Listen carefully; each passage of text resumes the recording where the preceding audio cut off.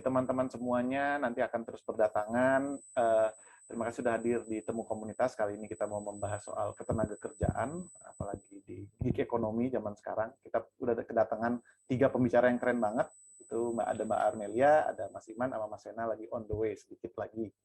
Jadi hari ini sih saya pengennya kita memberikan para pembicara itu kesempatan untuk memperkenalkan diri, memperkenalkan komunitas mereka, apa yang sudah mereka lakukan, gitu. Terus habis ketiga-tiganya presentasi singkat aja, saya harap nanti teman-teman bisa nanya, kita langsung aja lah kita ngobrolnya biar lebih santai, kita ngobrol bareng-bareng rame-rame. Nanti juga kalau teman-teman mau bertanya itu bisa tulis di chat atau nanti bisa raise hand, nanti Mas Bung Arsyad akan bantuin ya. Oke, tapi sebelum kita mulai ada pesan sponsor dikit dulu. Silakan Bung Arsyad.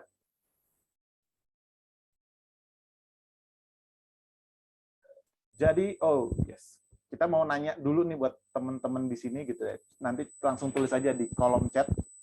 Nah, kira-kira menurut teman-teman berapa juta sih? Silakan ke menti.com buat ngisi buat ngisi poll-nya. Kita pengen tahu berapa juta orangkah yang di Indonesia menurut BPS ya, perkiraan BPS yang bekerja di gig ekonomi. Tolong ke Menti, yaitu cek di kolom chat. Diklik aja, diisi. Kita pengen tahu gitu. Ini kenapa kita ngadain acara hari ini kan karena gig ekonomi makin besar ya, makin banyak. Nah, gimana ke depannya? Gimana kita menggiringnya ke arah yang lebih baik?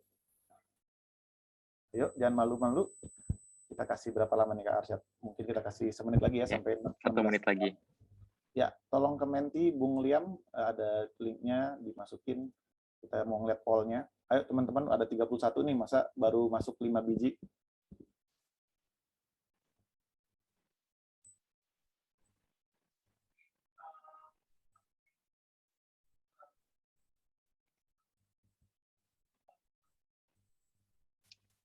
Sudah sekitar 8 orang ya yang baru mengisi ya, dari 30 orang. Silakan boleh diisi begitu ya. Ya udahlah, kita kasih 2 menit deh. Teman-teman tolong chatnya, tolong dikopas lagi mungkin Bung Arsyad. Siap. Jadi ya biar ikut deh, atau kira-kira kalau udah 15 lah, yang setengahnya dong, ayo.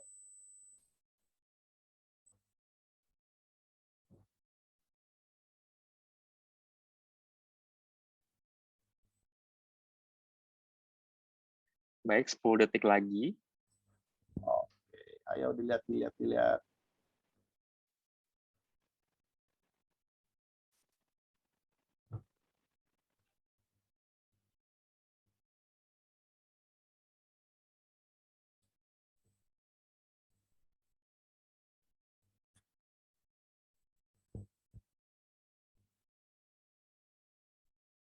Ada berapa nih? Lumayan lah ya, udah 15 lah ya. Oke lah, udah quorum lah, udah setengahnya. Betul.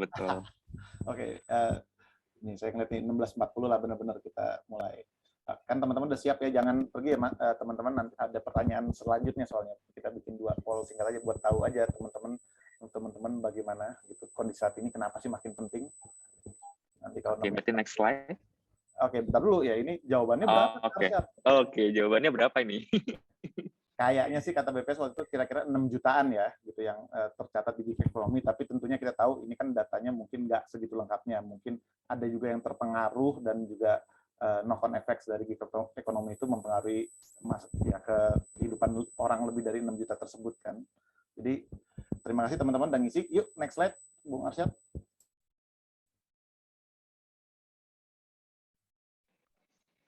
Ya, pertanyaan kedua, sekitar berapa jutakah orang Indonesia yang bekerja di sektor informal? Ayo teman-teman, langsung diisi. Mantap.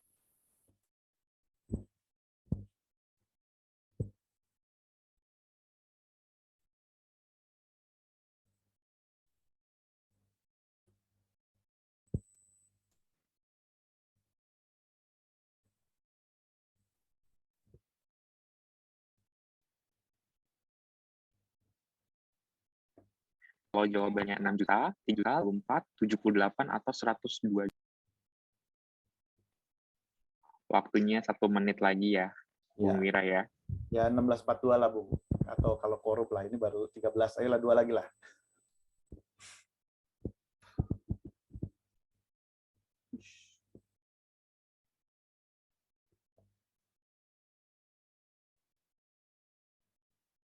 Oke lah, udah cukup, siap. Jadi kalau nggak salah waktu itu ada 78 juta ya Kak Arsyad ya, kayaknya kita yang tercatat di sektor informal itu menurut survei Susenas ya Pak. Ya lagi-lagi itu kan yang tercatat, yang kedapatan gitu. Mungkin aslinya jauh lebih banyak dari itu, namanya juga sektor informal. Nah, kita tahu bahwa di sektor informal, tapi ada bahaya-bahayanya juga. Makanya hari ini kita mau ngebahas nih, ada 3 orang keren yang udah bikin pergerakan lah ya, gitu untuk membantu teman-teman supaya jangan sampai kena bahaya-bahayanya. Nah, kalau gitu aku manggil yang pertama, Mbak Armelia Handayani. Beliau seorang advokat dan bergabung dengan Trade Union Rights Center, Pusat Studi dan Advokasi Perburuhan, sebagai advokasi officer di program INCOR, Informal Workers COVID-19 Response. Nah, kita tahu bagaimana COVID berpengaruh pada pekerjaan banyak orang, khususnya mungkin yang di sektor informal. Nah, program INCOR ini bertujuan membangun kekuatan kolektif untuk mewujudkan inklusi sosial dan kerja layak untuk pekerja informal, khususnya pekerja rumahan di masa pandemi COVID-19. Silakan Mbak Armelia, sharing-sharingnya. Oke, terima kasih Mas Wira. Aku izin share screen.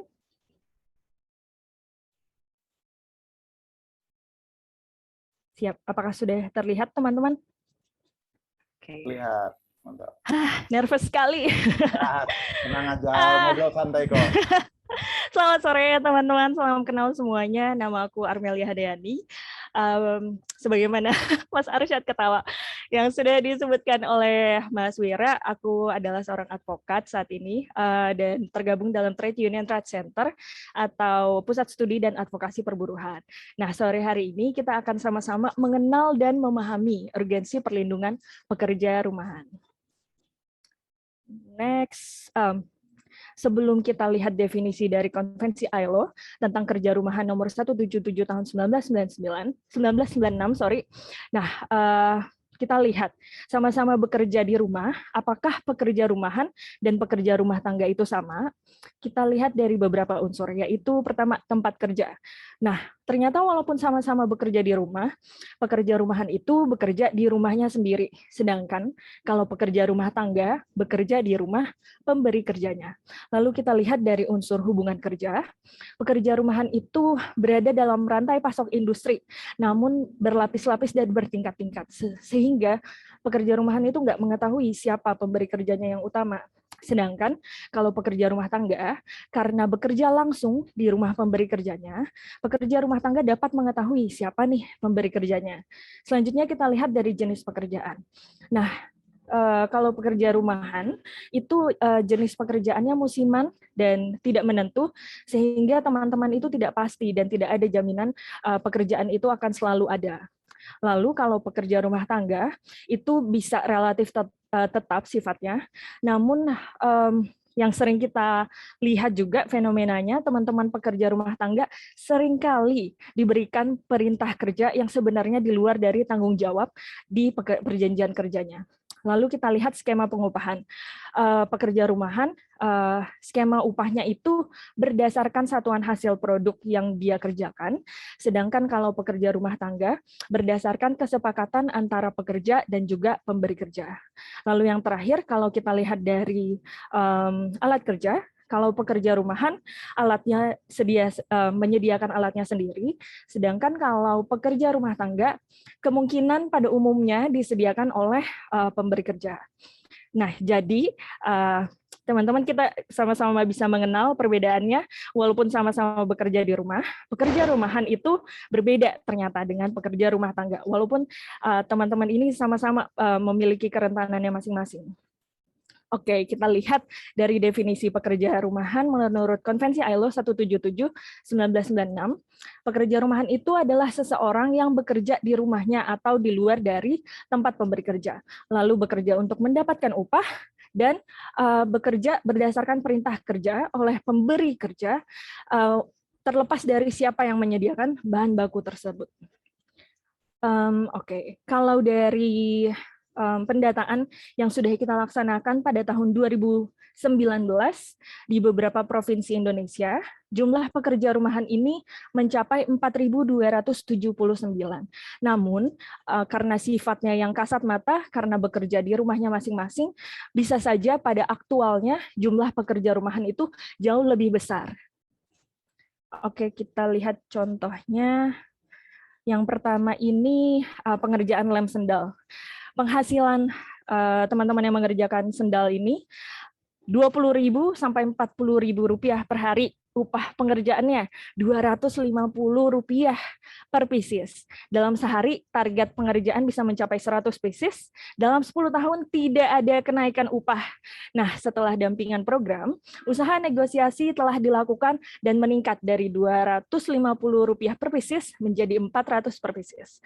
Lalu pengerjaan slide selanjutnya, paper bag.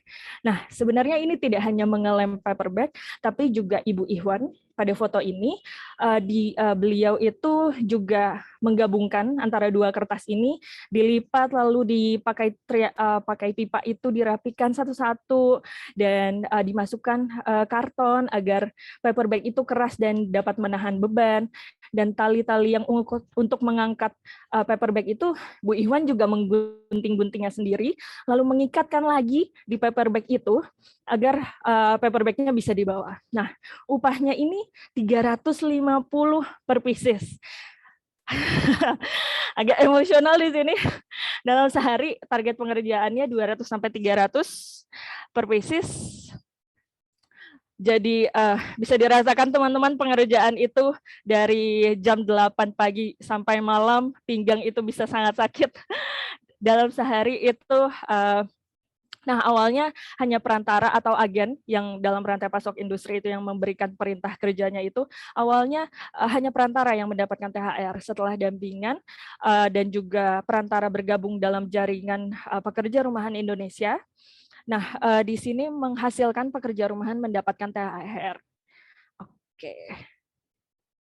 Kita lihat yang slide selanjutnya, pembuatan kunci kamar mandi atau yang slot terbuat dari plastik itu.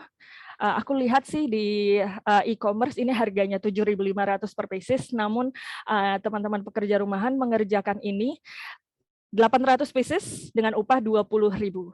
Nah, atau satu karung. Pekerjaannya itu biasanya diselesaikan dalam waktu 3 hari. Namun upah 20.000 itu dibagi-bagi lagi dengan teman-teman semua yang ada pada gambar.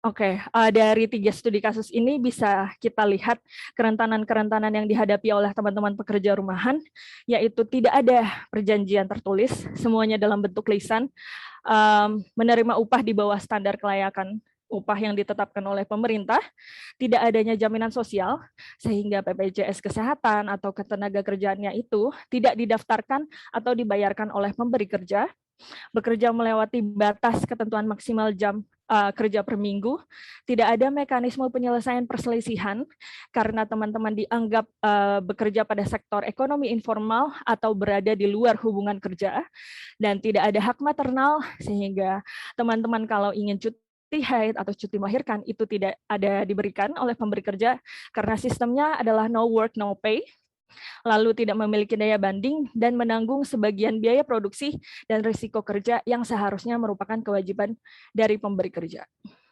Oke, kita ke slide selanjutnya. Peningkatan kapasitas pekerja rumahan apa sih yang sudah kita lakukan dan apa yang bisa kita capai?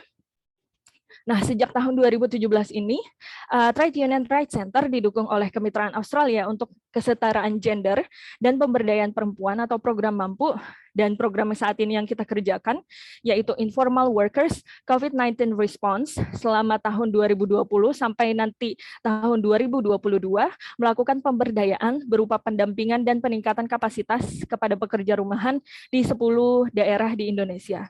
Ada 4 yang sudah terlihat di sini. 1, peningkatan resiliensi ekonomi. Salah satu contohnya yaitu pembentukan lembaga usaha ekonomi kerakyatan atau koperasi JPRI semua wilayah dampingan kita, akses program permodalan usaha atau program tenaga kerja mandiri yang disediakan oleh Kementerian Ketenagakerjaan, Lalu perubahan kondisi kesetaraan gender. Teman-teman pekerja rumahan dapat berpartisipasi dalam politik atau agen perubahan caleg menjadi duta BPJS, dan juga teman-teman di sini sudah bisa melakukan negosiasi secara asertif. Contohnya ketika ingin berorganisasi atau menghadiri pelatihan selama 3 hari, sudah bisa bernegosiasi dengan suami untuk membagi peran dalam tugas domestik. Lalu selanjutnya perubahan kondisi kerja layak, bisa menegosiasikan yang darinya pengerjaan dasar atau legging yang sebelumnya upahnya Rp1.000 per pieces menjadi 1.200. Lalu yang terakhir peningkatan tingkat vaksinasi. Nah, pada sebelumnya kita melakukan pendataan, terdapat 74% teman-teman pekerja rumahan yang belum mendapat dan tidak ingin mengakses vaksinasi. Namun setelah kita melakukan dampingan, teman-teman di sini sudah mencapai 100% tingkat vaksinasinya. Oke, kita ke slide selanjutnya, upaya dalam menghadapi kekosongan hukum yang mengatur mengenai perlindungan pekerja rumahan. Nah, pada tahun 2018, teman-teman sudah menyusun rancangan Peraturan Menteri Ketenagakerjaan Republik Indonesia tentang perlindungan pekerja rumahan. Lalu yang saat ini kita sama-sama kerjakan, yaitu menyusun pengajuan permohonan pengujian Undang-Undang Nomor 13 Tahun 2003 sebagai langkah litigasi strategis. Karena kita melihat walaupun tadi sudah menyebutkan perlindungan sosial, jaminan sosial, tapi kita lihat dasarnya itu yang mana sih? Nah, kita menemukan dan akan mengajukan pengujian undang-undang terhadap pasal tersebut dalam Undang-Undang Nomor 13 Tahun 2003 yang kami pikir menyebabkan limitasi terhadap teman-teman pekerja pada sektor ekonomi informal. Nah, kurang lebih seperti itu. Mari kita sama-sama berkolaborasi dengan ikut mengawal proses advokasi, pengakuan, dan perlindungan teman-teman pada sektor ekonomi informal, serta terus berjejaring dan memberikan peluang sebesar-besarnya untuk bekerja sama dengan pekerja rumahan, bisa dalam bentuk off-taker, koperasi, ataupun UMKM. Sekian, terima kasih. Saya kembalikan lagi kepada Mas Wira. Terima kasih banyak Bu Armelia, mantap betul. Ya itu nanti kita bahas lebih panjang ya. Kita kasih dulu sekarang ke Bung Iman. Apakah sudah siap Bung Iman Amirullah? Bung Iman ini Bung Iman sedang menempuh pendidikan S1 Hubungan Internasional di Universitas Amikom Yogyakarta. Beliau aktif di Jarum Kayu, sebuah inisiatif pekerja muda yang dibentuk oleh Koneksi Inklusif Indonesia, Emancipate Indonesia, dan USAID Mitra Kunci yang telah dimulai sejak April 2021 lalu. Iman saat ini juga menjadi salah satu kontributor untuk Suara Kebebasan dan bekerja sebagai seorang penerjemah lepas sejak awal 2021. Nah, silakan Bung Iman, boleh nggak nyalain videonya dulu bentar biar kita semua kenal gitu, 1-2 menit. Saya mengerti Bung Iman ini di luar Jawa ya teman-teman, jadi koneksi mungkin kurang baik. Nah, setelah kenal tuh kan keren kan orangnya. Oke, silakan Bung Iman presentasi. Kalau nge-lag mungkin video off aja. Ya, terima kasih. Seperti yang sudah dikenalkan sebelumnya, nama saya Iman Amirullah, biasa dipanggil Iman dari Jarum Kayu atau jaringan orang muda untuk kerja layak dan inklusif. Oh ya, untuk presentasi mungkin bisa minta tolong share screen Mas Wira. Ya, silakan Bung Arsyad. Thank you. Oke, jadi Jarum Kayu ini sebenarnya sih bukan komunitas yang seperti TURC atau Dapatlah yang mungkin udah lebih senior gitu ya. Kami mungkin lebih baru karena kami baru dibentuk pada April 2021 kemarin dengan bantuan kawan-kawan NGO Koneksi Inklusif Indonesia, Emancipate Indonesia, dan juga USAID Mitra Kunci gitu. Dan mungkin bisa slide selanjutnya. Bawahnya lagi.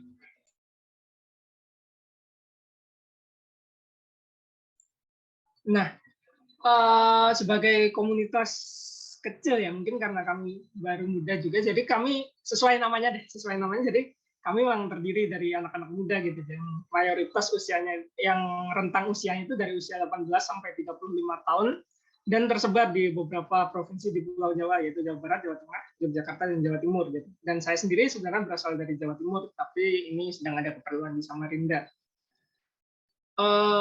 Untuk kolaborasi lebih lanjut mungkin bisa menghubungi email ini ya, dan jarumkayuindonesia@gmail.com, dan kami akan dengan sangat senang hati untuk menerima kolaborasi dan responsi dari kawan-kawan semuanya.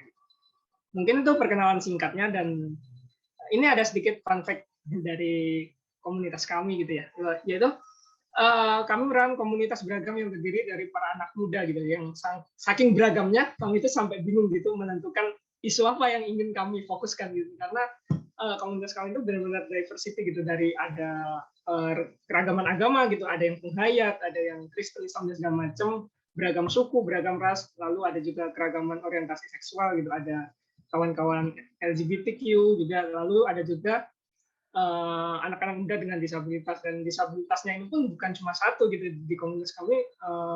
Kawan-kawan disabilitas ini beragam dari daksa, tuli hingga tunanetra. Dan mungkin fakta unik yang kalian ketahui dan mengapa mungkin salah satu alasan kenapa kami sulit berkembang ya, tapi mungkin ini karena prinsip kami tentang kesetaraan. Kami membentuk komunitasnya sebagai asosiasi longgar yang egaliter gitu. Jadi kami nggak mengenal kayak project manager, direktur, ketua, wakil, dan segala macam. Jadi kami 15 orang ini kami posisi setara dan siapa saja bisa mengambil inisiatif.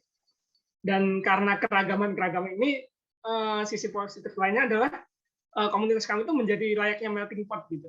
Karena setiap orang dari 15 ini membawa latar belakang yang banyak, kami ini bisa menjadi kayak titik cair yang mengumpulkan berbagai pengetahuan dan pengalaman baru. Next slide, mungkin ini pembahasannya lanjutannya. Lalu, apa sih yang sudah Jarum Kayu lakukan dalam waktu singkat ini? Saat awal pendirian kami, mungkin kami mengikuti beberapa bootcamp yang sudah disediakan oleh kawan-kawan USAID Mitra Kunci gitu, seperti misalnya kelas singkat penulisan bersama Puskapa dan rangkaian Longkakarya, pengembangan konten bersama USAID Mitra Kunci, dan salah satu anggota kami juga jadi salah satu pemateri dalam materi advokasi digital dan kampanye daring. Nah, ini yang bisa saya katakan sebagai salah satu proyek terbesar Jarum Kayu di usia mudanya adalah kami menciptakan sebuah survei terkait kelayakan dan inklusivitas dunia kerja dengan sasaran para pekerja muda, yaitu berumur 18 sampai 30 tahun, yang menghasilkan data yang sangat menyedihkan terkait kondisi pekerja muda di Indonesia, baik itu dari segi upahan, beban kerja, sampai mungkin inklusivitas seperti diskriminasi berbasis gender, disabilitas, maupun ras dan agama. Nah, setelah mengumpulkan survei ini, salah satu tindak lanjut kami bersama Mitra Kunci USAID Mitra Kunci adalah mengadakan seminar publik gitu bersama beberapa NGO seperti Emancipate Indonesia bersama dengan Kementerian Ketenagakerjaan dan Kamar Dagang Indonesia atau Kadin. Di situ kami bersama beberapa kawan NGO juga memaparkan hasil survei kami gitu. Kayak kami memberitahu kepada Kementerian Ketenagakerjaan, begini loh kondisi pekerja muda di Indonesia, belum lagi diskriminasinya gitu. Dan dari situ kita ada kayak diskusi juga sih dari soal bagaimana mekanisme bisa menciptakan inklusivitas di Indonesia gitu. Karena emang tantangannya berat juga. Di satu sisi kebijakan misal di BUMN kalau tidak salah menerapkan 1% buat jatah tenaga kerja buat kawan-kawan disabilitas ya.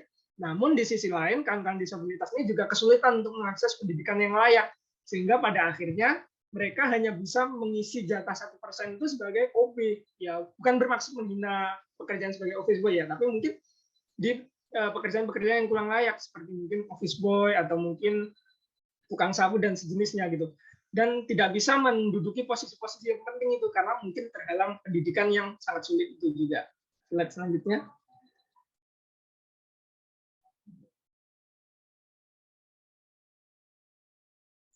Nah, sebenarnya dari satu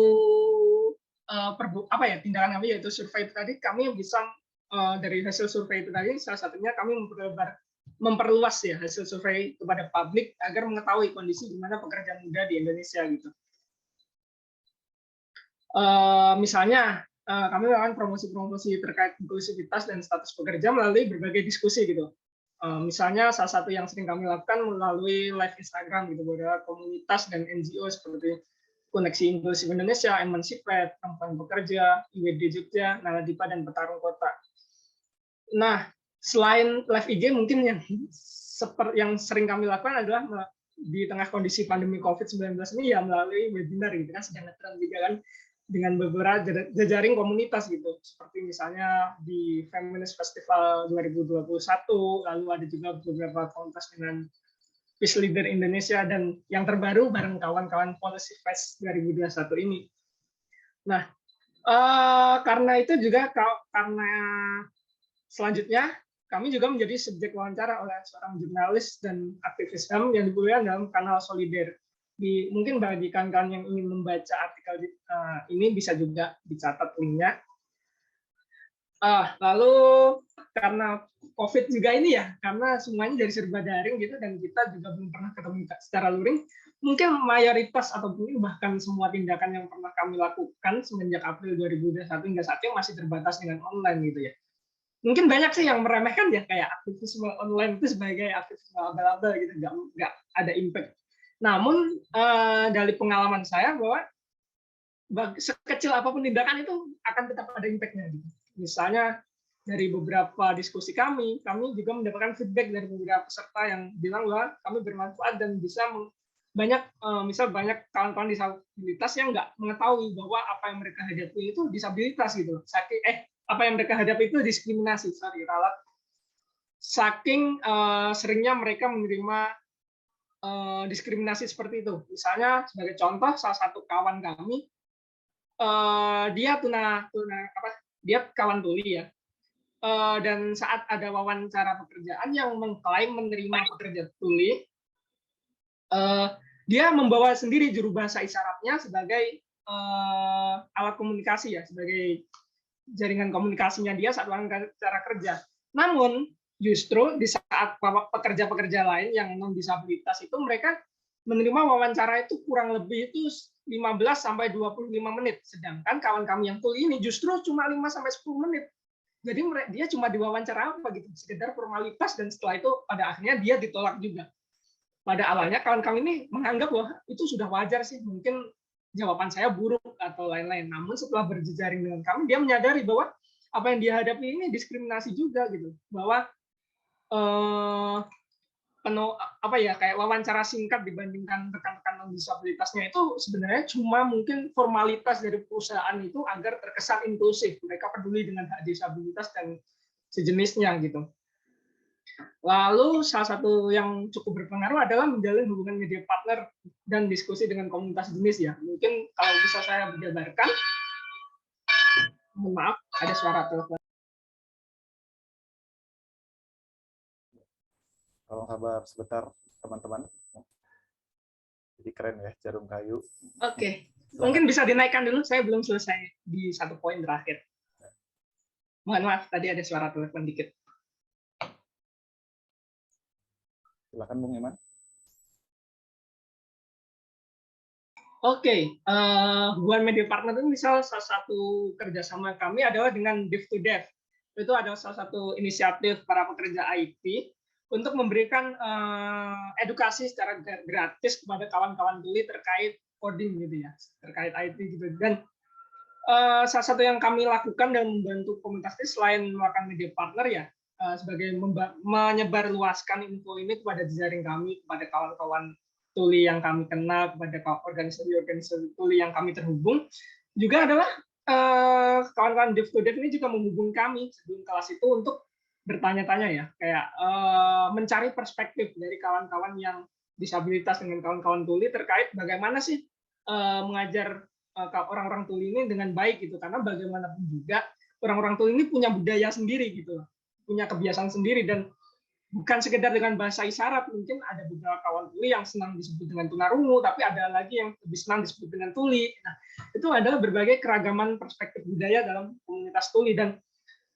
saya mengajak juga ya, mungkin bukan promosi jenis promosi juga kepada kawan-kawan lain, komunitas-komunitas jaring lain yang ingin terlibat dalam aktivisme dengan kawan-kawan disabilitas ini untuk memahami perspektif dan budaya kawan-kawan disabilitas terlebih dahulu, baru menyentuh ke kegiatannya. Mengapa begitu? Karena sering terjadi bahwa komunitas LSM yang berisi orang-orang non disabilitas dan ingin mengangkat isu disabilitas ini justru bertindak tuh kayak mesiah gitu, kayak dia seorang penyelamatnya orang-orang disabilitas, padahal orang-orang disabilitas ini berdaya juga loh. Mereka ini kuat, mereka ini punya kemampuan, punya keilmuan. Mungkin hanya saja mereka mungkin belum mempunyai tempat yang tepat gitu. Mereka selama ini nggak bisa bersuara karena mereka ditutupin aksesnya, dan ditutupin aksesnya bahkan di dunia aktivisme mereka ditutupin aksesnya oleh para aktivis-aktivis seleb gitu yang seolah-olah menjadi penyelamat bagi orang-orang difabel ini. Nah, publikasi-publikasi kami ya, termasuk update-update kegiatan kami bisa juga diupdate, bisa juga diakses melalui sosial media kami di Instagram dan Twitter @jarumkayu. Mungkin bagi kawan-kawan yang ingin sekedar mengetahui update-nya atau mungkin ingin menjalin kolaborasi, tanya-tanya dan lain-lain, mungkin bisa menghubungi sosial media atau mungkin surat elektronik yang sudah kami paparkan di atas.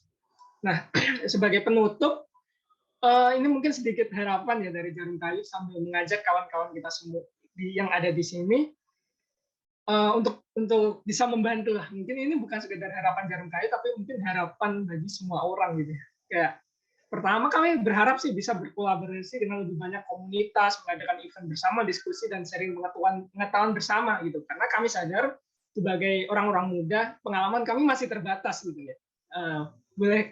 Kalau boleh curhat juga, event kali ini pertama kali juga saya bicara di publik gitu. Jadi mungkin ini pengalaman baru bagi saya gitu.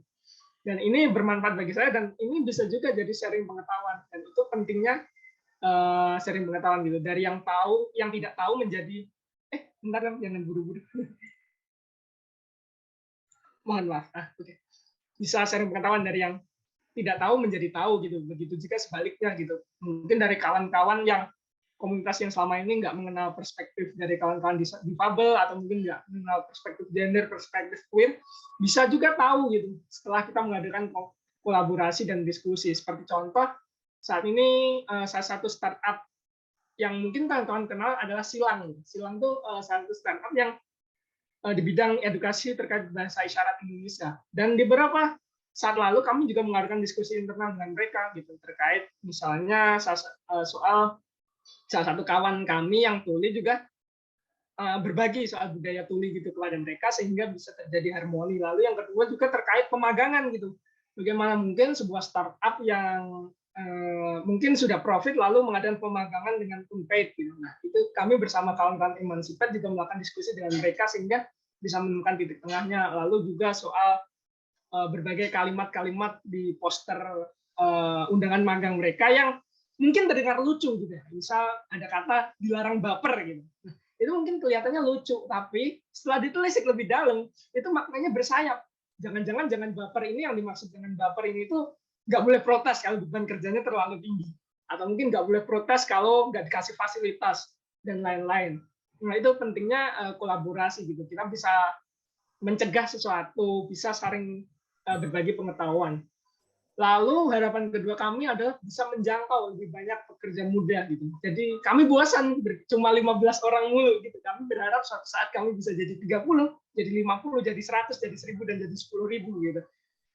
Dan dengan lebih banyak pekerja muda, dengan lebih banyak orang-orang difabel, orang-orang queer, kami bisa menerbitkan, memperjuangkan atau membagi ide terkait inklusivitas itu membumi gitu. Jadi ini bukan perspektif orang-orang non-difabel, perspektif orang-orang heteroseksual, tapi ini perspektif pengalaman gitu. Dari pengalaman orang-orang difabel langsung, dari pengalaman orang-orang queer langsung yang menghadapi diskriminasi gitu. Lalu salah satu cita-cita terbesar kami sih, mungkin ini harapan kami ya, seluruh anggota juga, kami berharap bisa mengadakan mungkin sejenis festival inklusivitas di masa depan, sama seperti Policy Fest tahun ini juga. Mungkin harapannya moga aja di tahun depan kita bisa membuat festival kita sendiri gitu, dengan dukungan kalian semua. Dan yang terakhir pastinya membantu mewujudkan Indonesia yang lebih inklusif gitu. Baik, apakah ada slide selanjutnya? Ya, terima kasih Bung Iman, kayaknya itu slide terakhir. Terima kasih banget udah sharing juga soal apa yang dilakukan, bahwa online pun bisa berjejaring dan bisa memperkuat, dan sharing informasi itu kan yang penting gitu kan di era sekarang, karena information is power ya. Terima kasih juga ada sharing cerita-cerita personalnya, nanti kita gali lebih dalam. Oke, selanjutnya saya mau memanggil Bung Liam Ji. Bung Liam, apakah siap mau sharing? Bung Liam ini dia Gojek on tweet. Wah, orangnya kalau Twitternya dilihat gitu kayak lumayan ngocol juga, tapi keren gitu, memperjuangkan hak-hak pekerja juga kan. Gitu. Bung Liam, apakah siap? Oke. Ya, silakan Bung. Mungkin mau nyalain video Bung, biar kita semua bisa kenal. Foto aja nggak apa-apa ya? Boleh, silakan. Agak kurang menarik nih. Jangan. Oke, selamat sore. Saya Ismail, lebih dikenal atau biasa dipanggil Liam atau Yo Gojek Yo. Itu akun media sosial saya. Kebetulan saya mewakili teman-teman Twitter di media sosial Twitter dengan nama Gojek on Tweet atau Gojek on Twitter. Ini kumpulan teman-teman driver ojol dari seluruh Indonesia. Dari seluruh Indonesia kita terbentuk di tahun 2017. Kita terbentuk di tahun 2017, agak vakum, mulai aktif di 2018. Awal-awal GOT terbentuk ini lebih ke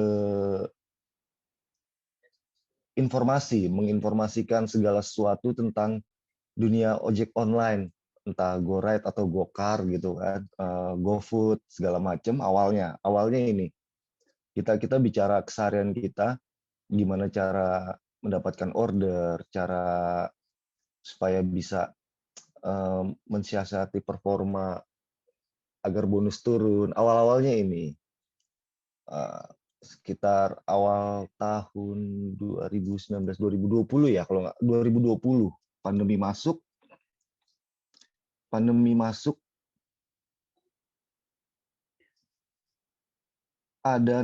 ada beberapa netizen yang menginisiasi gerakan ingin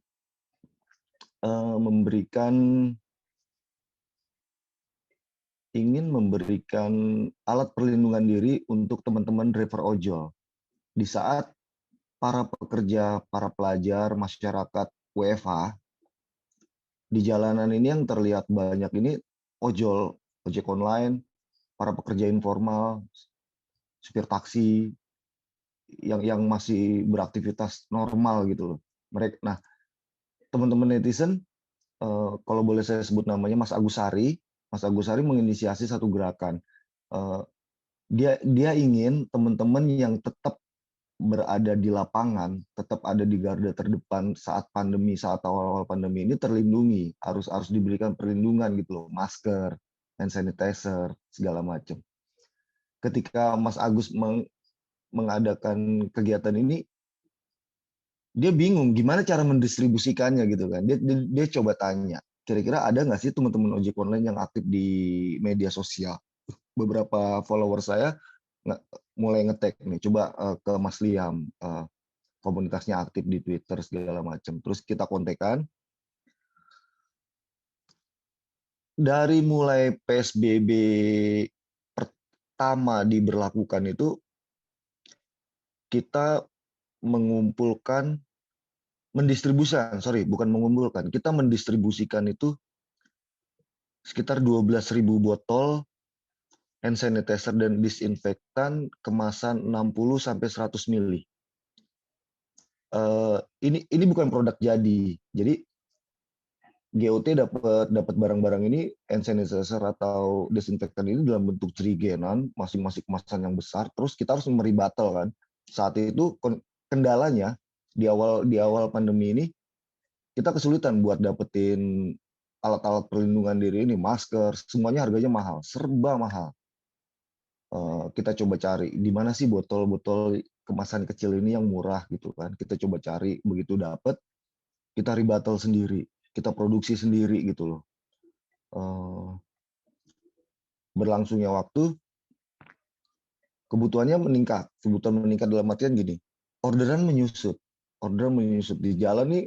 Supir-supir taksi konvensional setiap hari, sepanjang hari, pagi, siang, sore, malam, terlihat berjejer di sepanjang jalan gitu, nunggu penumpang. Sedangkan penumpangnya di rumah, nggak kemana-mana, nggak kerja, nggak ke mall, nggak aktivitas ke kampus, nggak aktivitas ke sekolah, nggak ke pasar gitu kan. WFH semua. Semakin banyak akhirnya orang-orang yang ada di jalanan yang niatnya bekerja tapi nggak bisa bekerja karena nggak ada yang bisa dikerjakan gitu kan. Saya kepikiran mereka ini dari rumah untuk ke pusat kota atau untuk ke lokasi tempat mereka bekerja ini kan butuh biaya, butuh bensin. Begitu sampai di lokasi mereka harus berkeliling, terus mereka harus cari makan gitu kan. Gimana mereka makan kalau mereka nggak bisa dapat penghasilan?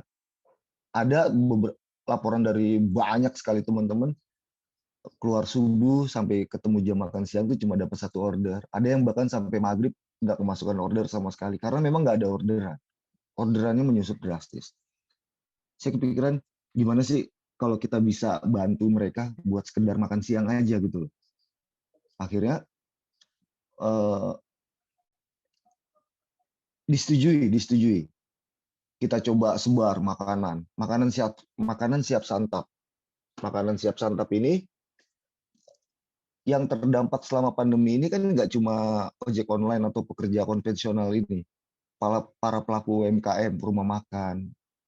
Ini mereka juga kena dampaknya juga nih, dan ini mereka luar biasa. Penghasilannya menyusut. Saya coba petakan beberapa daerah di Jakarta. Waktu itu fokusnya Jakarta memang. Pusat, selatan, timur, barat, utara gitu kan.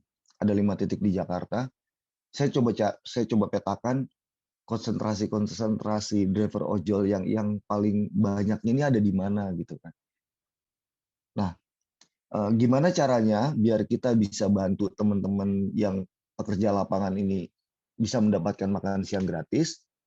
Itu satu. Kedua, gimana caranya juga supaya kita bisa bantu para pelaku UMKM ini biar warungnya laku, kebeli gitu kan. Jadi sengaja kita beli di warung-warung makan di daerah-daerah tersebut, di daerah yang dimana kita mau distribusikan. Jadi kita nggak pesen satu makanan ini di satu titik. Kita mau distribusinya di mana? Di titik itu kita pesennya. Jadi pelaku UMKM di wilayah tersebut juga kebagian, kena imbasnya. Mereka terbantu. Per hari GOT selama pandemi awal-awal PSBB itu minimal 300 porsi. Minimal. Itu yang bisa kita distribusikan.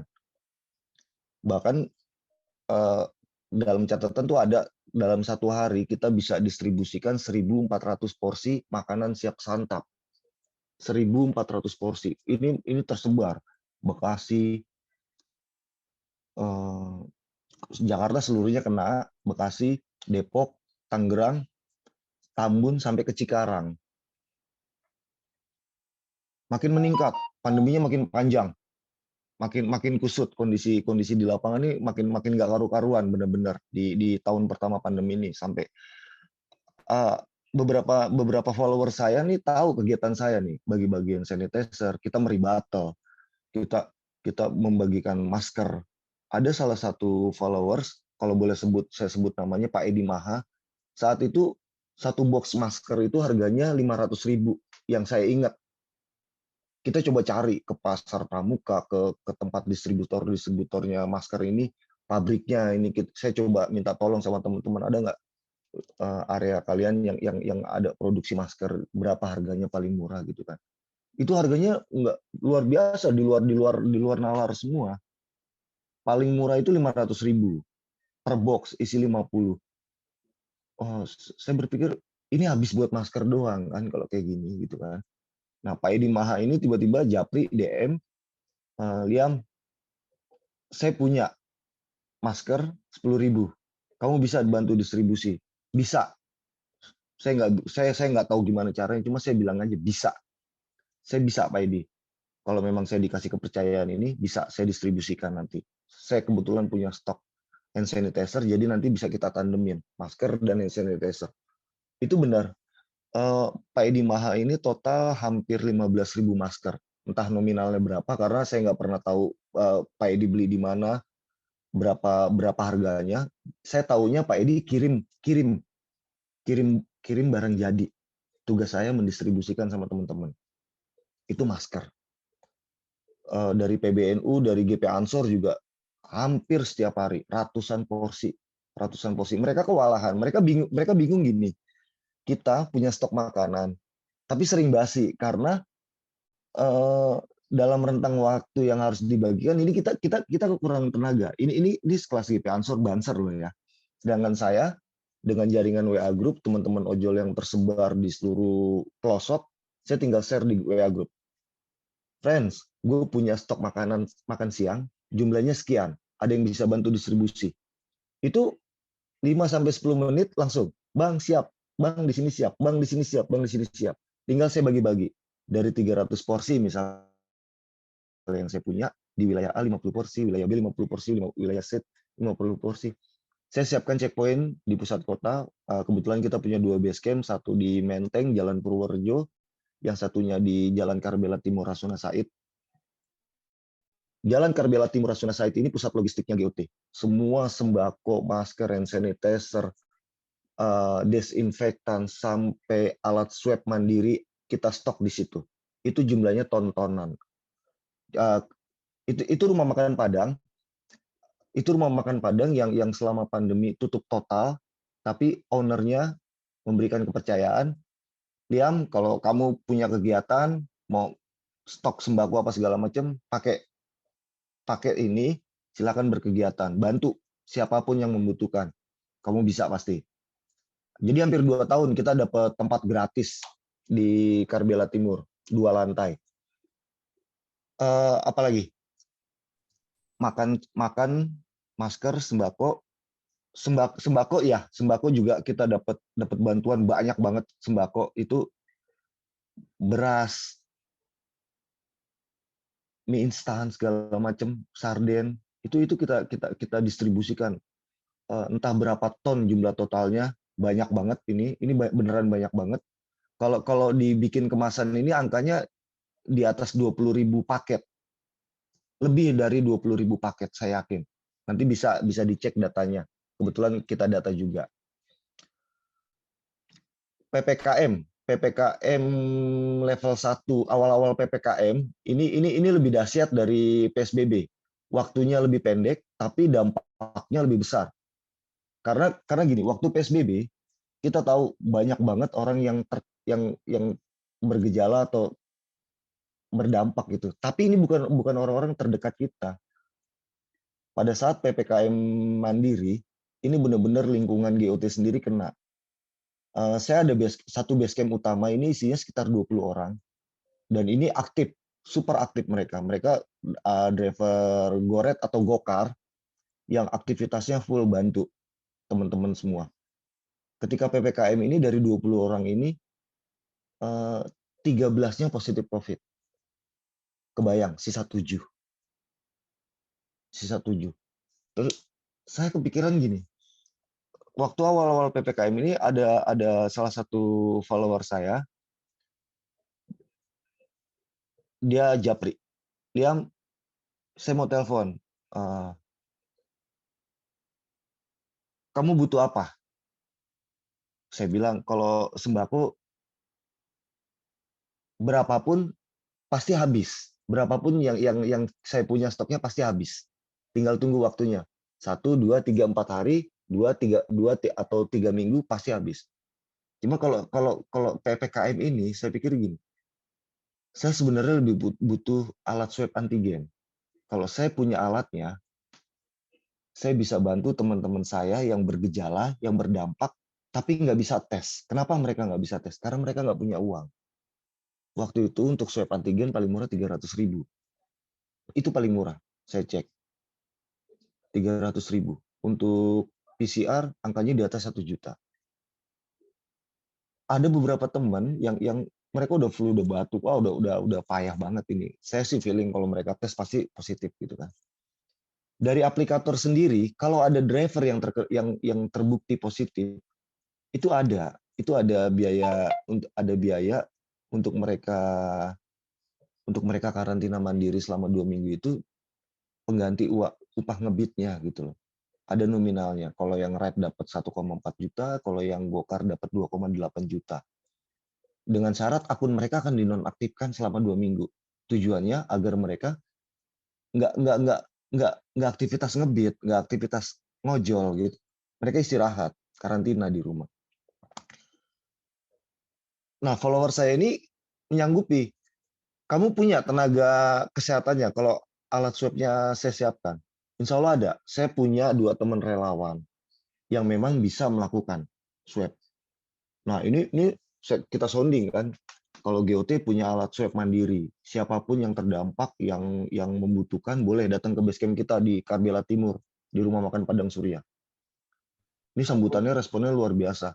Minggu pertama itu 1.300 peserta. Dan ini semuanya gratis. Di saat lab swab itu bikin harga jor-joran 200-300 ribu, GOT, komunitas ojek online, bisa kasih gratis. Minggu pertama itu 1.300, kebayang. Saya punya alat swab mandiri itu hampir 3.000 piece. Hampir 3.000. Saya nggak tahu itu follower saya dapat dari mana. Dia tahu-tahu mereka kirim sampai ke base camp, kita manfaatkan itu. Awalnya memang buat teman-teman ojek online, cuma karena saya posting di Twitter, ternyata banyak pekerja, banyak OB, banyak karyawan-karyawan yang salah satu syaratnya itu harus menyertakan hasil bukti swab kan.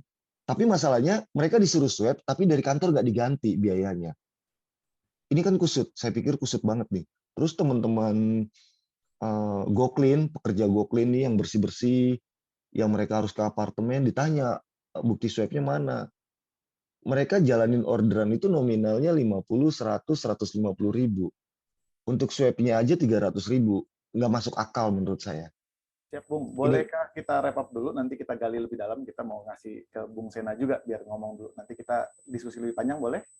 Oke, silakan Mas, silakan. Terima kasih banyak Bung Ismail. Terima kasih udah memfasilitasi. Memang kadang-kadang kita perlu see a need, feel a need. Terima kasih sudah berusaha mengaktifkan jaringannya. Mungkin jaringannya juga nanti kan kita ketemu di sini saling kenal nih. Tadi juga dengan Mbak Armelia gitu. Mungkin kita bisa sharing database, sharing jaringan, kita bisa melakukan sesuatu.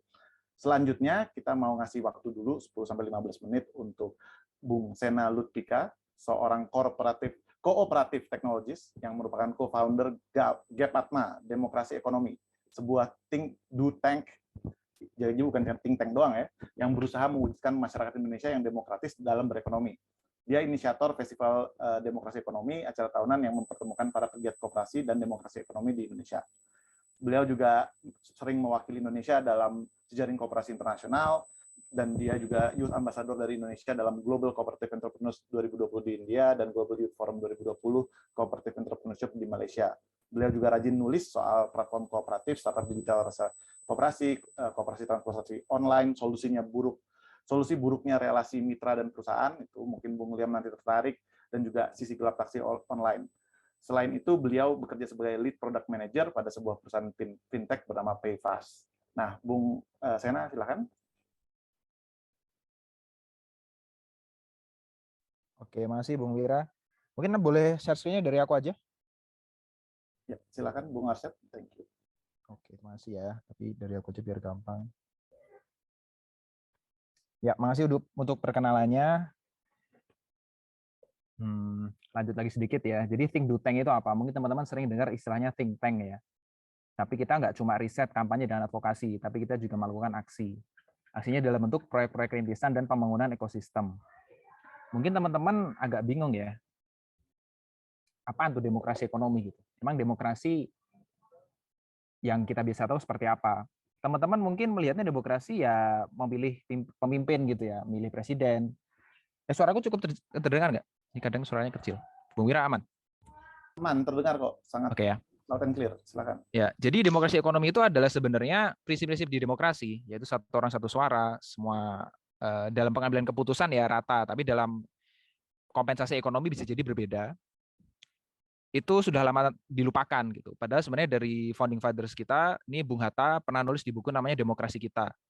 Highlight yang merah aja ya. Demokrasi politik saja tidak dapat melaksanakan persamaan dan persaudaraan. Di sebelah demokrasi politik harus pula berlaku demokrasi ekonomi. Kalau tidak, manusia belum merdeka, persamaan dan persaudaraan belum ada. Kalau kami rasa dari Gapatma, sebenarnya salah satu hal yang membuat kesenjangan ekonomi begitu parah, kemiskinan merajalela, yang diperparah dengan pandemi ya. Efeknya kan begitu parah ya. Banyak orang yang sudah rentan ekonominya semakin berjatuhan gitu. Kalau kami melihatnya karena apa? Karena belum ada demokrasi ekonomi di bumi Indonesia. Ini ada satu definisi demokrasi ekonomi dari Pak Noam Chomsky, salah satu pemikir lah ya. Mungkin teman-teman familiar Noam Chomsky. Dia menyebut economic democracy sebagai means that the participants in economic institutions, ya, jadi institusi ekonomi itu contohnya ya pabrik, kantor, toko, universitas, sekolah, mereka yang menentukan kebijakan dari institusi tersebut. saranku nanti kalau misalnya ada waktu, ada film dokumenter, judulnya Can We Do It Ourselves di YouTube, gratis, bisa ditonton. Jadi sebenarnya di sini beberapa hal yang kita lakukan dari Gapatma. Kita kampanye sesuatu yang namanya kooperasi platform. Jadi kooperasi platform itu bayangkan, ini bayangin aja ya, imajinasi. Aplikasi ojol, misalnya aplikasi ojol aja ya, nggak usah disebut lah. Aplikasi ojol bayangin dimiliki bersama oleh para drivernya. Kira-kira para driver masih akan demo nggak ya? Karena dari saya pribadi menemukan kooperasi platform ini tuh gara-gara saya memperhatikan waktu itu Lebaran 2019. Sering terjadi mogok dan demo dari para driver ojol, baik yang GoRed maupun GoCar, atau GrabRide maupun GrabCar. Kesebut juga ya, nggak apa-apa lah. Udah pada tahu. Jadi berkali-kali terjadi perselisihan, berkali-kali terjadi ketidakselarasan keinginan, ya, kebutuhan. Berkali-kali para driver itu melakukan mogok beberapa hari. Mungkin teman-teman pernah merasakan. Bahkan sekarang-sekarang ini kalau teman-teman melihat kurir yang berjuang di jalan, dengan kita di rumah aja banyak kan orang meningkat pembelian e-commerce-nya dia ya. Mereka sering mogok gitu kan. Karena tidak bisa banyak hal yang paling simpel aja ya. Bukan paling simpel, yang paling kentara adalah apa yang mereka dapatkan itu tidak setara dengan resiko dan effort yang mereka keluarkan gitu, dari segi pendapatan. Tapi pun mereka mogok, yang rugi siapa? Yang rugi ya para driver dan para konsumen. Tapi 3 hari berjalan mogok, ya nanti akan kembali lagi. Karena kekuatan terlalu besar di sisi aplikator, kalau tadi istilahnya Bang Liam. Di sini kami berusaha membuka imajinasi. Bayangin, bisa nggak sih kita bayangin kalau platformnya atau aplikasinya itu dimiliki bareng-bareng, terutama oleh para drivernya yang berjibaku tiap hari. Ada yang bangun pagi banget, ada yang pulang malam banget. Saya tuh sering pakai misalnya pas datang dari stasiun, kan kereta kadang jam-jamnya nggak enak ya, jam 4 pagi baru sampai. Itu tuh abang-abang ojol ya selalu ada yang standby gitu. Saya nggak bayangin ini kapan pulangnya atau capeknya segimana gitu kan. Ini contoh ya, ada kampanye kooperasi platform. Sebelah kiri, tahukah kamu kalau ada aplikasi ojol yang dimiliki bersama oleh para drivernya dan berhasil menggalang pendanaan sebesar 15 miliar rupiah buat pengembangannya. Sayangnya ini bukan di Indonesia, ini di New York. Namanya Drivers Co-op, nanti teman-teman bisa cari. Ini alasannya sama gitu. Mereka melihat berkali-kali terjadi negosiasi, berkali-kali terjadi mogok, tidak selaras gitu. Sebenarnya karena kebijakannya terlalu kuat. Kesannya tuh ya silahkan mogok, paling juga berapa hari balik lagi. Mau ngapain emang. Terus ya ini kita dari Gapatma mengadvokasi ada namanya online course internasional terkait platform kooperatif. Platform kooperatif itu apa? Ya tadi, bayangkan suatu platform dimiliki bareng-bareng oleh semua pihak yang terlibat atau bergantung kepadanya. Kembali ke definisi demokrasi ekonomi tadi ya. Secara demokratis. Satu orang satu suara. Kenapa harus demokratis? Kenapa harus satu orang satu suara? Yang terjadi sekarang adalah kepentingannya banyak orang, yaitu para driver, kalah dengan kepentingannya yang punya uang. Karena yang punya uang memiliki suara lebih besar. PT itu kan makin banyak kamu masukin modal, makin besar suara yang kamu miliki. Koperasi, satu orang satu suara. Tapi biasanya orang selalu bilang, kalau satu orang satu suara kapan jalannya, semua dirapatin. Enggak juga. Gitu. Yang kita rapatin hanya yang penting-penting saja. Sehari-hari tetap bisa taktis. Kalau sekarang kita lagi ngulik suatu hal yang namanya Rencana Induk Demokrasi Ekonomi Indonesia 2022 dan 2025. Tema besar yang kita mau coba angkat adalah kepemilikan pekerja terhadap tempat kerjanya. Jadi bayangin kalian ngantor di perusahaan yang kalian miliki bareng-bareng sama semua pekerja. Dan artinya apa? Karena kalian pemilik, kalian bisa menentukan profitnya mau dibaginya seperti apa. Tidak harus semua sama rata. Kembali, koperasi itu kompensasi ekonominya bisa beda-beda. Tapi pengambilan keputusan kita menganggap setiap manusia itu sama pentingnya. Jadi tadi, coba kita bayangkan berbagai macam elemen hidup kita itu diurus bareng-bareng. Jadi lucunya tuh demokrasi sering berhenti di pintu pagar perusahaan atau di pintu pagar pabrik. Kita ngomong demokrasi baik, satu orang satu suara, semua dihargai, pesta demokrasi 5 tahun sekali. Tapi ya itu, kita cuma dinilai 5 tahun sekali. Kita cuma dianggap 5 tahun sekali. Kenapa nggak kita taruh demokrasi di dalam hal yang kita lakukan paling tidak sepertiga hidup kita tiap hari? ngantor itu kan seperti gaya hidup ya.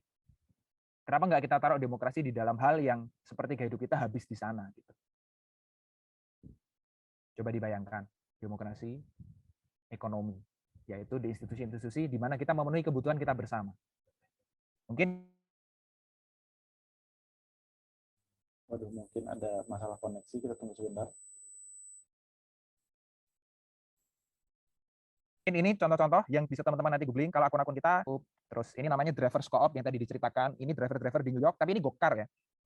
Karena mereka nggak terbiasa banyak motor ya, banyaknya mobil kalau di sana. Ini Airbnb tapi dimiliki bersama oleh orang-orangnya secara demokratis. Ada platform untuk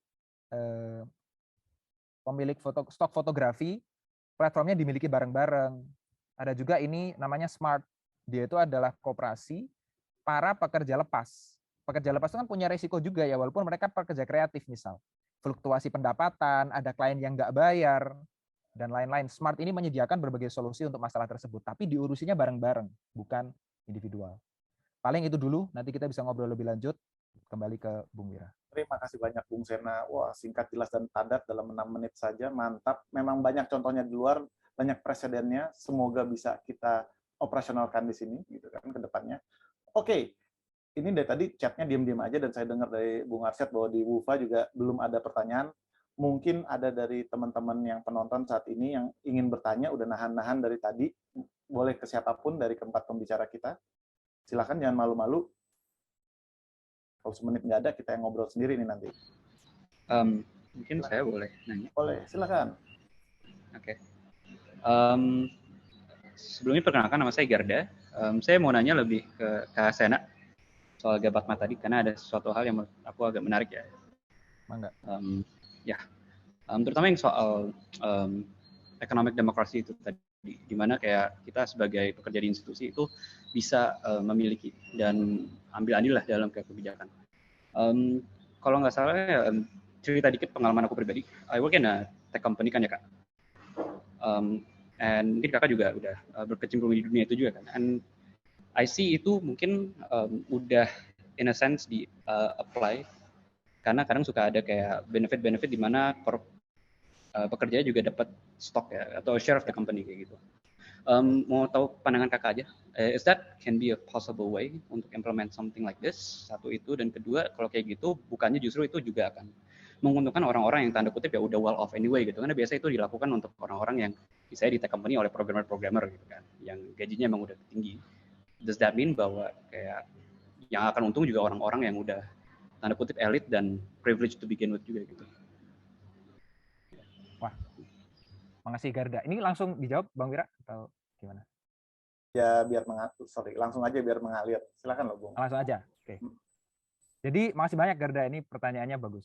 Betul. Jadi kalau tadi kan aku ngasih contohnya kepemilikan pekerja terhadap tempat kerjanya dalam demokratis ya. Artinya tuh namanya istilahnya koperasi pekerja. Cuma ini agak beda dengan koperasi pegawai yang teman-teman tahu sehari-hari. Kata kuncinya kalau mau dicari worker kooperatif. Jadi kalau di Indonesia masih jarang, worker kooperatif. Mirip ya, pekerja pegawai kan mirip-mirip aja, tapi sebenarnya agak beda. Nanti mungkin kita bahas lebih lanjut. Tapi untuk ESOP, itu sebenarnya kalau kami melihatnya sebagai satu langkah. Begini, anggap aja sebagai spektrum ya. Kalau benar-benar mau komit gitu ya ke nilai-nilai demokrasi, tapi di dalam ekonomi, tadi, perusahaan dimiliki bersama secara demokratis. Itu tuh titik ekstrim satu. Tapi di sisi lain, ada step-step untuk menuju ke sana. ESOP salah satu di antaranya. Mungkin agak mundur dari ESOP, itu adalah bagi hasil, profit sharing. Jadi profit sharing itu minimal kalau ada ya keuntungan dari perusahaan, ya nggak cuma dibagi ke yang punya, tapi dibagi ke pekerja, karena tanpa pekerja juga nggak jalan. Tapi profit sharing itu kelemahannya adalah tidak ada keyakinan bahwa ini tuh tahun depan akan ada lagi, karena tidak ada controlling, cuma kebaikannya pemilik lah gitu, kecuali dibikin perjanjian gitu ya. ESOP itu tetap baik dalam arti membuat orang menyadari bahwa aku memiliki ya. Dan betul kata Garda, ini praktek yang sangat sering terjadi di tech company, tapi di luar, di Indo masih jarang banget sebenarnya. Jadi, tapi pola pikirnya adalah betul tadi, Garda. Mereka memang orang-orang dengan kemampuan yang biasanya masih jarang dan sekarang pun masih sangat kompetitif, salary dan lain-lainnya ya. Apalagi software engineer yang jago tuh ya sudah sulit lah angkanya tuh. Tapi ini satu langkah gitu. Bahwa menyadari pegawai itu juga berhak untuk memiliki. Dengan memiliki ada kemungkinan untuk melakukan kontrol atau pengendalian terhadap kebijakan perusahaan. Di luar tadi, kepemilikan itu efeknya dua, pengendalian dan juga ikut boleh mendapatkan kemenangan ekonominya dalam bentuk dividen tahunan atau misalnya nanti nilai perusahaannya meningkat. Tapi tadi sebenarnya ESOP itu dalam pengambilan keputusan bisa jadi tetap nggak akan berasa. Karena ya paling yang dibagi sahamnya ke pegawai berapa? 5%. Ya 95% yang lain tuh begitu mereka bikin keputusan 5% mau ngomong apa nggak akan ada efeknya kan. Karena kalau ngomongin perusahaan 50% lebih satu aja selesai keputusan. Itu kalau di level kepemilikan. Dan betul well off anyway, memang orang-orang yang tadi ya pola pikirnya tuh ya lebih biasanya lebih berpendidikan, terus memang sudah dicari kemampuannya gitu ya, tipikal paling contoh tuh sekarang engineering kalau teman-teman tahu tuh kompetitif. Jadi aku boleh bilang ESOP tuh satu langkah yang di luar sudah biasa. Indonesia aja masih jarang. Jadi kami dari Kapatma melihat ESOP pun masih worth it. Karena dia satu langkah untuk mengubah pemikiran orang bahwa ada pemilik dan ada pekerja. Digabung, ya pekerja ya pemilik. Tapi mungkin levelnya macam-macam. Mungkin itu dulu ya. Oke, thank you penjelasannya. Thank you. Good question, Bung Garda. Saya rasa cukup jelas daripada nanti terlalu detail, we'll lose the audience ya. Ada pertanyaan dari Krisma. Bung Krisma mungkin mau melafalkan sendiri atau gimana? Atau dibacain aja? Silakan Bung Krisma.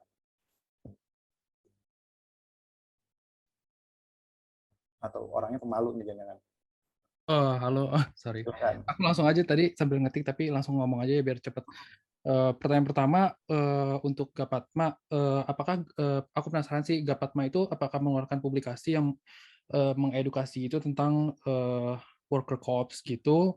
Karena nggak tahu ini cuma perasaan aku aja atau memang kayaknya di materi-materi pelajaran sekolah kayak ekonomi gitu kayak nggak pernah diajarin tentang koperasi gitu, kayak diajarin selalu kayak tentang PT gitu segala macam. Terus yang kedua pertanyaan saya adalah bagaimana jika misalnya pekerjanya itu sendiri tidak merasa atau tidak menyadari atau tidak merasa bahwa mereka perlu untuk memiliki si platformnya itu sendiri gitu. Kan ini kan yang tadi dibicarakan kan dari sudut pandang Gapatmanya. Bagaimana dengan dari sudut pandang si pekerjanya itu sendiri? Terus apa ya tadi jadi lupa yang pertanyaan ketiganya.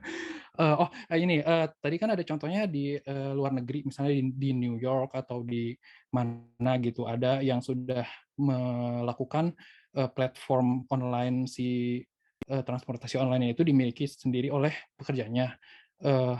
Kenapa di Indonesia itu belum ada? Apakah sudah mengarah ke sana atau ada kendala-kendala apa saja yang terjadi di Indonesia sehingga yang di luar negeri itu tidak bisa diterapkan gitu di Indonesia? Kendalanya apa sih biasanya untuk ke sana itu? Itu aja sih. Terima kasih. Terima kasih. Langsung Bung Sena, hajar boleh. Terima kasih Bang Wira. Oh, tadi Iman mau jawab setelah aku. Oke, siap. Kalau untuk publikasi worker co-op, materi koperasi di sekolah ya. Jadi kalau kami dari Gapatma memang sedang berusaha untuk membuat publikasi yang lebih terstruktur ya. Sekarang ini masih 1 pos, 2 pos, 1 diskusi, 2 diskusi gitu ya. Tapi benar, kalau koperasi di sekolah itu ya yang kita tahu hanya 2 tipe. Koperasi sebagai tempat minjem duit sama koperasi yang bentuknya minimarket. Paling sering kita temui koperasi sekolah, biasanya buat yang lupa bawa topi atau lupa bawa dasi. Masih ada nggak ya? Kalian masih ngerasain nggak itu? Terus beli topi sama dasinya tuh waktu upacara di koperasi sekolah. Di kampus juga, kampus udah nggak pakai upacara ya. Ya kampus tuh biasanya koperasinya fotokopi, gitu-gitu. Jadi itu ya namanya secara nomenklatur dan struktur koperasi, tapi belum menggambarkan potensi koperasi yang sebenarnya menurut kami. Tadi ya worker co-op dan platform co-op kalau kata kunci yang teman-teman mau coba cari. Dan ya tadi kami sedang berusaha membuatnya lebih terstruktur, tapi kalau mau coba lihat-lihat ya di YouTube kita ada beberapa diskusi, di Instagram ada beberapa konten yang original. Terus kedua, tidak merasa perlu untuk memiliki platformnya gimana? Betul, bisa jadi nggak merasa perlu. Dulu saya sama teman-teman tuh pernah bikin perusahaan software house, jadi bikin software gitu ya, proyekan tapi bukan tipikal yang gede kayak Traveloka, Gojek gitu ya, masih proyekan. Karena saya menemukan koperasi pekerja dan merasa wah ini harusnya lebih adil nih, yuk kita ajak teman-teman jadi pemilik bareng-bareng. Ya nggak terlalu minat gitu. Emang nggak ngerasa, loh aku kan join ke sini itu buat digaji, dapat kerjaan digaji. Ngapain aku ikut repot-repot mikirin perusahaan? Aku harus repot ikut mikirin laporan keuangan perusahaan. Susah amat gitu. Emang impact-nya apa ke aku? Betul, bisa jadi mereka nggak merasa butuh.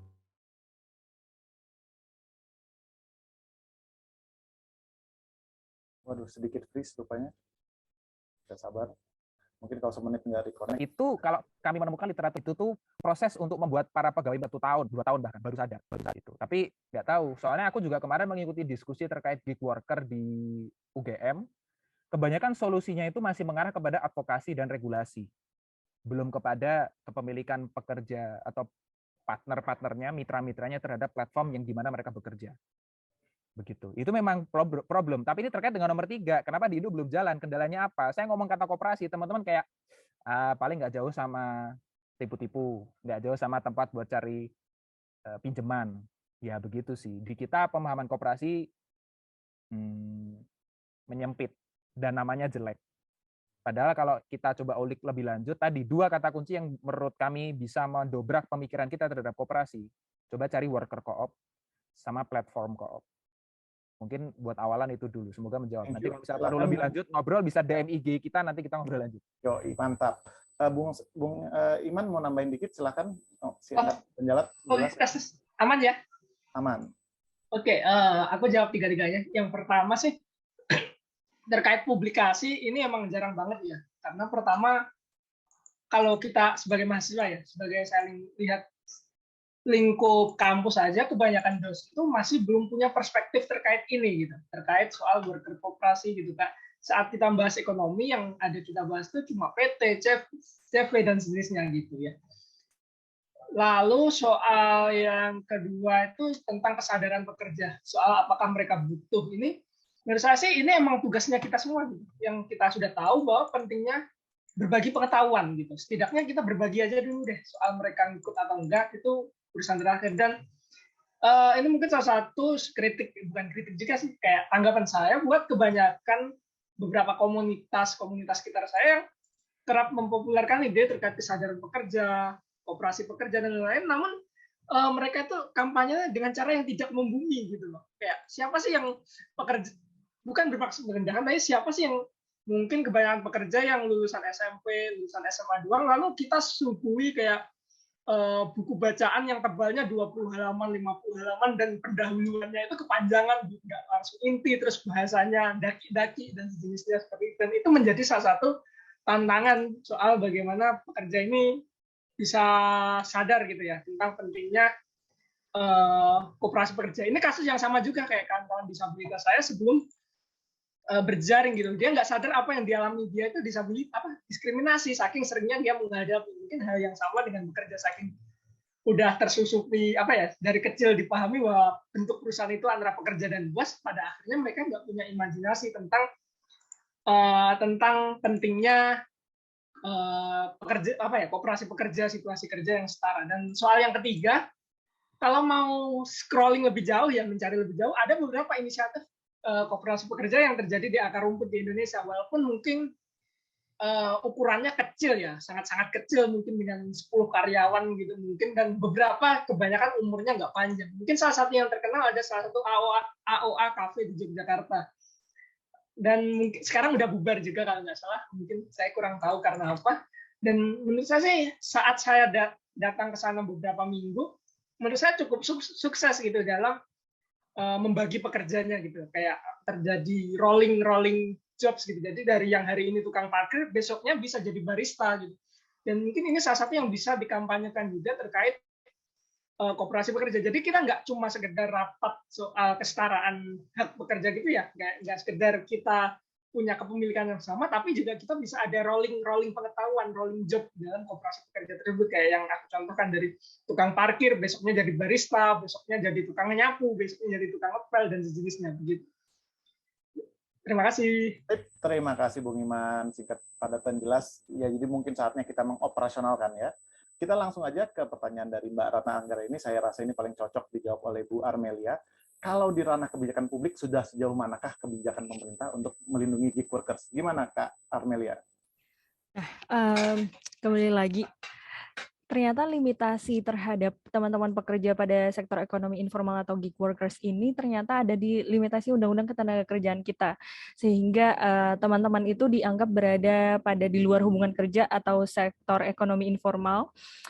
Seperti kalau aku baca juga nih di buku kita Ekonomi Informal Indonesia, bahkan Undang-Undang Nomor 24 Tahun 2019 tentang ekonomi kreatif juga tidak menyediakan perlindungan bagi pekerja di industri kreatif.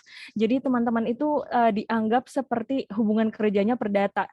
Contohnya aku cuma hire konsultan dalam satu project seperti itu, dan dianggap tidak ada hubungan kerja yang continuously seperti itu. Nah, mungkin ini salah satu cara kita dalam permohonan pengajuan pengujian Undang-Undang Nomor 13 Tahun 2003, kita bisa sama-sama mengawal prosesnya. Nanti kita juga mau produksi digital campaign dalam bentuk comic strip, gimana prosesnya, terus juga videonya, dan sama-sama mengawal prosesnya dengan menandatangani petisi yang akan kita buat. Semoga dari situ menjadi langkah teman-teman pada sektor ekonomi informal di sini bisa diakui dalam hubungan kerja. Begitu kurang lebih jawabannya, Mas Wira.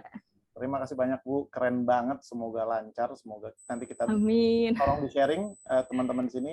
Kalau ada IG-nya TWRC, tolong di-share Mbak, terus nanti kita follow. Kalau ada digital campaign-nya kita post, kita repost nanti. Terima kasih Mas Wira. Tadi sudah menjawab, saya rasa. Oke, kalau untuk selanjutnya dari Bu Amanda Tan, untuk Mas Gapapna, Mas Sena, di dalam konsep workers kooperatif, apakah pembagian saham dan yang setara menjadi fungsi untuk penyeimbang kuasa timpang di koperasi? Adakah fitur lainnya? Gimana, Mas? Oke, makasih Mbak Amanda. Ya, jadi mungkin terminologinya bahkan saham tidak terlalu tepat ya, karena di sini kita memang kalau dalam konteks kepemilikan, satu orang itu cuma bisa pegang satu suara. Dan fitur-fitur lainnya adalah begini, impact dari kita memiliki perusahaan yang kita tempat di mana kita bekerja itu banyak. Satu tadi ya, pada akhirnya semua kebijakan di perusahaan itu ujung-ujungnya kalau misalnya kita nggak sepakat bisa dibawa ke atas dan kita bisa melakukan rapat anggota yang artinya kepentingan untuk kita bareng-bareng. Dan tadi satu orang satu suara. Kedua, kita bisa menentukan bagaimana kita mau berbagi hasil rampasan perangnya. Maksudnya gimana ya? Berbagi SHU-nya. Kalau biasanya PT itu simpel. Yang namanya profit bagi sesuai saham. Saya misal pegang 5 lembar, Bang Wira pegang 10, Mbak Armelia pegang 20. Ya misalnya ada profit 10 juta, saya dapat 5/10/20 gitu kan. Jadi 1/2/4. Nggak usah diobrolin lagi, udah profit bagi kayak gitu, selesai. Tapi kalau perusahaannya koperasi pekerja dan milik kita bareng-bareng, kita tuh bisa membuat skema-skema yang berbeda.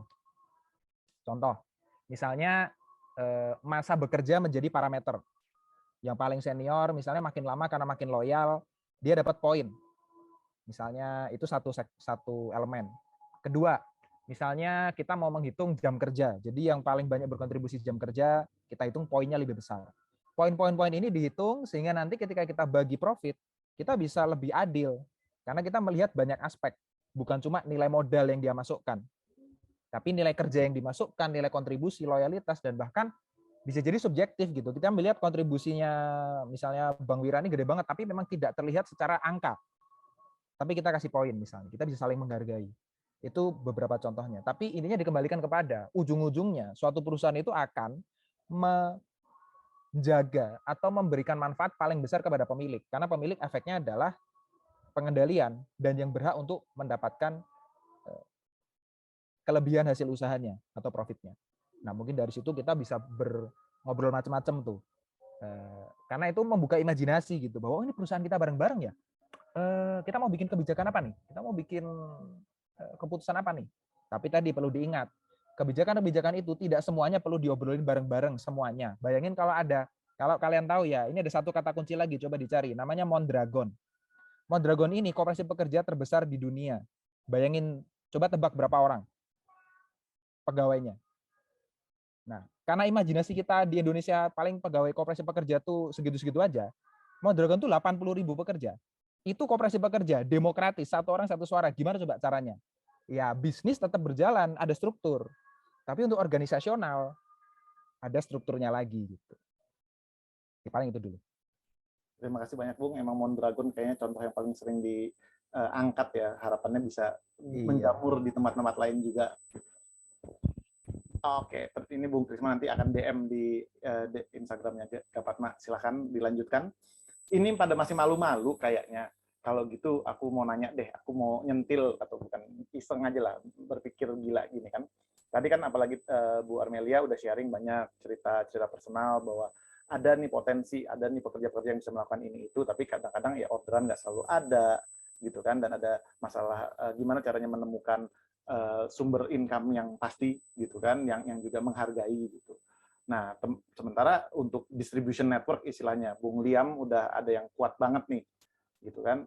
Apakah mungkin bisa berkoordinasi atau gimana? Tentunya Bung Liam selama ini kan distribution network-nya untuk memberikan bantuan ya, gitu kan. Tapi gimana? Bisa kolaborasi nggak kira-kira? Silakan mungkin Bung Liam dulu, nanti Bu. Saya diundang di acara ini untuk membicarakan kegiatan GOT selama pandemi sebenarnya, bukan di yang gig ekonominya ini. Jadi kalau dari awal informasinya seperti ini mungkin bisa saya siapin materinya. Cuma sekedar informasi, GOT ini nggak melulu melalui kegiatan-kegiatan yang bakti sosial segala macam gitu. Sebenarnya kita juga ngawal. Cuma karena dari awal undangan yang saya terima tidak untuk membicarakan ini, untuk kali ini saya nggak bicara dulu deh. Saya sambil nyimak dulu deh. Ini mohon maaf ya Mas ya. Mohon maaf semuanya. Oke, lain kali kita ngobrol lebih dalam lagi. Oke, nah kalau itu siap. Tadi Mas yang siapa yang sebelum saya bicara ini juga nanti aku kenalin sama satu orang. Sebenarnya proyeknya udah berjalan. Kalau driver mempunyai kepemilikan segala macam, boleh nanti japri kita ngobrol-ngobrol lagi. Aku kenalin langsung biar tahu gimana perkembangannya. Wah, mantap Bang. Siap. Kita nggak bahas di sini ya, sorry. Ini karena di luar konteks, karena undangan yang aku terima nggak bahas soal ini. Mohon maaf sebelumnya. Siap, nggak apa-apa. Dia mengerti. Ini kan ngiseng aja selagi kita nunggu pertanyaan gitu kan. Kan istilahnya udah ada networknya nih, kan bisa dioperasionalkan kalau mau gitu kan. Ya nggak apa-apa lah. Terima kasih. Kalau untuk kemaslahatan driver, insya Allah GOT siap backup. Pasti kan memang itu yang diinginkan. Gitu. Siap. Oke, dari Bu Armelia bagaimana gitu? Mungkinkah udah ada database sebenarnya artisan-artisan apa aja yang sudah siap, apa yang diperlukan, mungkin perlu supply chain-nya atau bagaimana, dan bagaimana marketingnya, mungkin bisa kerjasama, mungkin ada teman-teman yang lagi mendengarkan nih yang, kebetulan gue bergerak di bidang itu tuh bisa cocok nih. Silakan Bu. Nah, iya nih, sebenarnya tadi udah kontak-kontakan nih sama Mas Wen, ingin belajar koperasi nih Mas Sena. Emang kita kan pada programnya sebelumnya udah pendampingan dan sudah terbentuk koperasi. Mungkin kita ingin belajar lagi gimana sih untuk nilai-nilainya, loyalitasnya seperti apa. Karena tadi tertarik sama Mas Sena bilang jangan sampai koperasi itu image-nya buruk yang kayak cuma tempat pinjam uang doang gitu. Tapi gimana untuk menanamkan values-nya itu, loyalitasnya untuk sama-sama kita bertumbuh. Nah, teman-teman pekerja rumahan ini juga untuk alternatif mata pencaharian, mereka juga produksi sendiri. Contohnya teman-teman yang Jakarta Tangerang yang menjahit, mereka juga menjahit baju. Sampai kemarin itu kita ketemu Bu Lin, beliau ini aku salut banget sampai cari di Google kayak lowongan menjahit. Jadi dia nemu sendiri pemberi kerjanya yang langsung gitu. Walaupun pas kita lihat ternyata kayak upah kemejanya itu yang diberikan 30.000 ternyata dijual di e-commerce itu bisa sampai 300.000 seperti itu.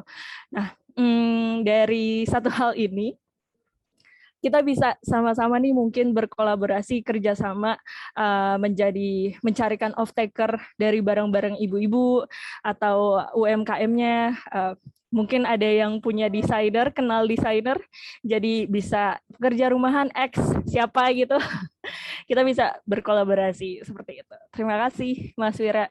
Ya, itu mungkin teman-teman ada yang brand konsultan atau apa yang pinter mungkin bisa kenal. Ini kan kita perlu yang penting connecting yang produsen ke konsumen gitu kan, seringkali masalahnya di sana. Gitu. Jadi listnya udah ada nih kurang lebih, nanti bisa juga dibikin list yang lebih besar, gimana cara kerjasamanya. Oke, ini ada yang angkat tangan, akan saya berikan, tapi saya izin dulu, ini kan kita mestinya selesai jam 6, kita rada overtime, saya kasih 15 menit ya. Silakan, tadi ada yang angkat tangan, Mas Wisnu siapa? Saya cuma ngeliat sekilas. Silakan Mas Mas Pean Gus Padi, silakan. Oke, terima kasih Mas Wira. Saya dari TURC menyambung dari obrolannya Mbak Armel tadi ya. Mohon maaf saya tidak bisa menampilkan video karena sedang hujan deras sekali dan sinyal rada naik turun kalau menyalakan video. Jadi benar, saya sangat tertarik sekali dengan apa yang disampaikan oleh Mas Sena tentang kooperasi gitu ya, dan bahkan beberapa kajian juga TURC sebenarnya sudah mengembangkan kooperasi di ibu-ibu pekerja rumahan. Pun juga saya pribadi juga pernah mendengar kooperasi ini atau koop gitu ya, pada istilah yang lainnya.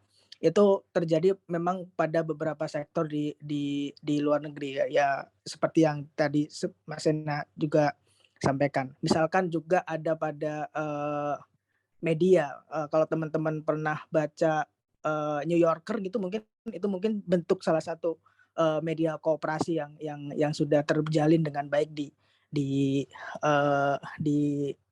Amerika gitu ya, atau di salah satunya memang yang paling banyak di Amerika. Mungkin kalau di Indonesia kayaknya yang sedikit-sedikit itu mungkin ke Project Multatuli mungkin ya. Saya juga belum akses lebih jauh.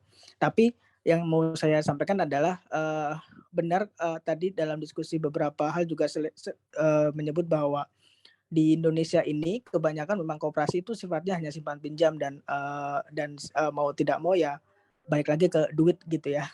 Tapi yang menjadi permasalahan di akar rumput khususnya atau pengalaman kami di TURC mendampingi pekerja rumahan gitu, ketika memang membangun koperasi, kami juga sedikit kesulitan untuk bagaimana manajemen community dan segala macamnya. Nah, ini yang masih menjadi permasalahan di tingkat akar rumput karena memang pertama mohon maaf misalkan kayak dari segi pendidikan dan segala macamnya memang kebanyakan ibu-ibu pekerja rumahan memang tingkat pendidikannya tidak tinggi gitu ya, paling banyak ya mungkin paling mentok SMA atau bahkan di bawahnya. Nah, hal-hal yang kayak gini belum lagi konflik sosial yang sering terjadi karena ya mau tidak mau ketika berbicara uang memang itu hal yang panas gitu ya. Jadi ini menjadi sebuah hal yang menjadi permasalahan ketika kita berbicara kooperasi di akar rumput. Tapi bukan berarti ini tidak mungkin terjadi. Ini sangat mungkin terjadi. Cuma kalau dalam konteks pekerja rumahan, mereka sudah melek sebenarnya untuk membangun kooperasi. Bagaimana yang kecil-kecil saja yang kami dampingi adalah soal sembako. Terus kemudian juga balik lagi soal simpan pinjam dan segala macamnya. Karena memang itu yang mereka butuhkan. Tapi lagi-lagi yang perlu dikuatkan dari sisi pendampingan TURC memang kami masih membutuhkan skema yang ajak gitu ya atau yang apik. Mungkin nanti juga kita bisa berkolaborasi lagi dengan Gapatma dan juga teman-teman juga nanti bisa kita kontak-kontakkan. Itu adalah bagaimana untuk menguatkan secara community gitu ya di level akar rumput khususnya pekerja rumahan ini untuk membuat sebuah koperasi yang bagus gitu. Artinya taruhlah gini, misalkan kita bergerak di sembako gitu. Di warung sana beda Rp100 aja. Si ibu-ibu ini juga lebih memilih ke warung yang sana gitu. Ini masih menjadi di tingkat level bawah itu masih menjadi apa ya? Bisa dibilang permasalahan tapi juga bisa dibilang juga mungkin ancaman juga hal-hal yang sedemikian rupa menjadi melemahkan pada akhirnya di tingkat kooperasinya itu sendiri. Mungkin itu sih sedikit sharing dan juga sedikit apa ya, kalau dibilang menawarkan opportunity bagi kami juga saya sangat terbuka ketika nanti kita bisa berdiskusi lebih lanjut dan atau juga sama-sama bergabung untuk menyelesaikan masalah ini atau berdiskusi bersama tentang menyelesaikan masalah inilah gitu. Terima kasih Mas Wira dan teman-teman. Terima kasih banyak Bung Wayan, terima kasih sharingnya. Boleh loh link videonya ditaruh di chat buat teman-teman nonton. Nah, ini ada pertanyaan mungkin yang terakhir ya dari Bu Diana Afifah. Konfirmasi, jadi gig ekonomi itu yang sedang dihadapi Indonesia sekarang dan akan makin kencang ke masa depan ya.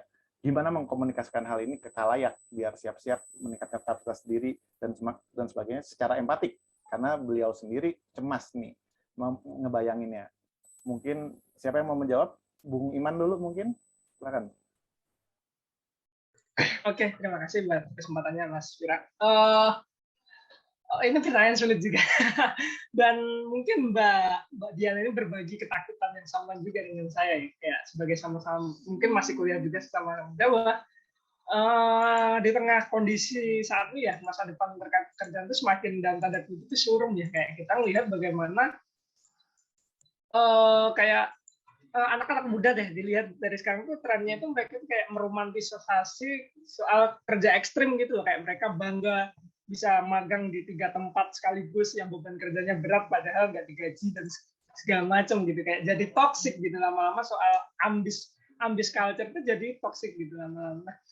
Soal gig kayak gig workers ini sih saya melihatnya bahwa kemungkinan ini bakal lebih besar juga sih di masa depan, mengingat perkembangan teknologi segala macam yang memungkinkan bahwa kita tuh bekerjanya nggak harus di kantor gitu. Kayak apalagi pandemi COVID ini emang mengakselerasi gitu, memaksa perusahaan-perusahaan dan banyak orang itu untuk ada iklim kerja yang serba digital dan jarak jauh seperti ini. Lalu bagaimana mengkomunikasikan hal ini secara kepada khalayak ya, biar bisa diterima. Menurut saya nih kayaknya dari poin yang saya presentasikan dari awal, saya tekankan dari awal adalah menggunakan bahasa yang sederhana sih, promosi dengan menggunakan cara kayak bukan promosi ya, memberi informasi kepada publik itu dengan cara-cara yang sederhana, dengan cara-cara yang menarik ya. Misalnya yang sudah dilakukan oleh kawan-kawan di URC tadi dengan membuat komik atau mungkin membuat video dan menggunakan bahasa-bahasa yang mungkin lebih sederhana, lebih membumi gitu. Bahwa saya nggak anti intelektual ya, bahwa paper, jurnal segala macam itu emang bagus gitu, karena setiap permasalahan pasti memerlukan landasan teori dan segala macam. Namun saat kita ingin berbicara kepada publik, kita harus menggunakan bahasa publik juga gitu. Nggak semua publik itu intelektual S2, S1 yang biasa ngebaca paper, biasa ngebaca artikel gitu. Jadi poin kayak cara utama yaitu menggunakan cara-cara yang membumi gitu, yang menggunakan komunikasi publik yang baik gitu ya. Misalnya mungkin bisa juga dengan komik, dengan video-video kartun, atau mungkin dengan artikel-artikel singkat gitu. Terima kasih. Siap, terima kasih Bung Iman. Mungkin Bu Armelia, Bung Sena, Bung Liam bagaimana? Ada yang mau nambahin? Oke, sebenarnya ya betul juga yang dibilang oleh Bung Iman. Anak-anak muda ini semakin suka fleksibilitas dan